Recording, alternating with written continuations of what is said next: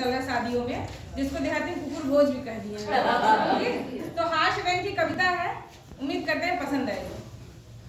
एक दिन जाना पड़ा बारात में, एक दिन जाना पड़ा बारात में, बीवी बच्चे थे साथ में, सभी के सभी बाहर से 100 पीस मगर अंदर से रूखे थे। क्या करे भाई साहब, सुबह से भूखे थे। जब बफर का होता है तो सुबह से लोग खाते नहीं है। जैसे ही खाने का संदेशा आया हाल में, भगदड़ सी मच गई पांडाल में।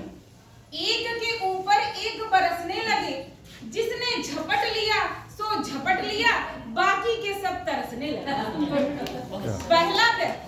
पहला व्यक्ति हाथ में प्लेट लिए इधर से उधर चक्कर लगा रहा था। खाना लेना तो दूर, उसे देख भी नहीं पा रहा था।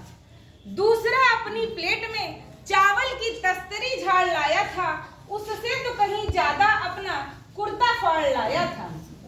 तीसरी एक महिला थी जो ताड़ के वृक्ष के समान तनी थी। उसकी आधी साड़ी पनीर की सब्जी में सनी थी, उसे बार बार धो रही थी। पड़ोसन की पहनकर आई थी, इसीलिए रो रही थी। चौथा अकेले ही सारे झटके झेल रहा था, भीड़ में घुसने से पहले दंड पेल रहा था।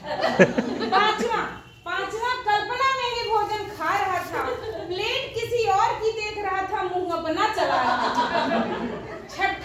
छठा इन हरकतों से बहुत ज्यादा परेशान था, इसीलिए उसका प्लेट से ज्यादा बीवी बच्चों पर ध्यान था। सातवां अभी स्थिति से जूझ रहा था, कुछ करने से पहले फर्स्ट एड का बॉक्स पूछ रहा था। अंत में मैंने देखते हुए ये हालत पत्नी से कहा, डियर लौट चले सही सलामत। सुनते ही वह बिगड़ गई, पता नहीं किस बेवकूफ के पल्ले पड़ गई। इससे अच्छा तो किसी पहलवान से शादी रचाती, कम से कम भूखी तो ना मारी जाती। मगर इससे शादी रचाकर अभी तक अपने मन को कचोट रही हूँ। जिंदगी में पहली बार किसी दावत से भूखी लौट रही हूँ।